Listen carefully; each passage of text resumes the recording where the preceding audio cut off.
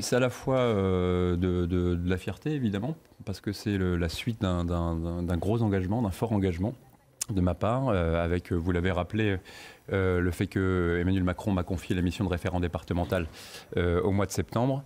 Et puis, c'est également de l'humilité, parce que le taux d'abstention sur cette élection doit nous y inviter. Oui, vous êtes élu, mais j'ai envie de dire, entre guillemets, mal élu quand même. Hein. Un fort taux d'abstention quand même pour ce deuxième tour. C'est l'argument qu'on entend systématiquement. Oui, mais c'est la réalité. C'est un nouvel avertissement des électrices et des électeurs pour nous dire que maintenant, ils nous attendent à l'action. Il va falloir qu'on prouve qu'on peut faire différemment.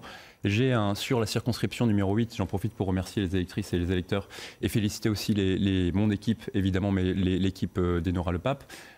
La petite particularité de la circonscription numéro 8, c'est que 100% des voix sont allées sur le renouvellement. Et ça, c'est plutôt positif. Alors justement, le renouvellement Enora Le Pape, une petite déception quand même. Bon, vous n'avez pas gagné ce soir. Une circonscription qui était jusqu'ici détenue par la gauche depuis de longues années, avec notamment le député PS sortant Marcel Rogemont. Ça veut dire que quoi, l'électorat de gauche ne s'est pas déporté sur la France Insoumise, sur la candidate France Insoumise ?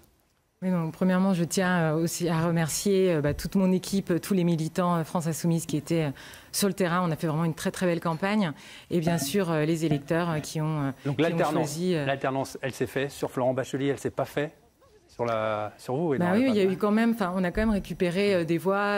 Il y avait quand même des personnes qui se sont dit, est-ce qu'on donne finalement la majorité à l'Assemblée nationale au président? Donc, je pense qu'il y a eu quand même un petit peu cette idée de, voilà, est-ce qu'on ne peut pas amener un peu plus de débat démocratique à l'Assemblée? Bien sûr, je félicite M.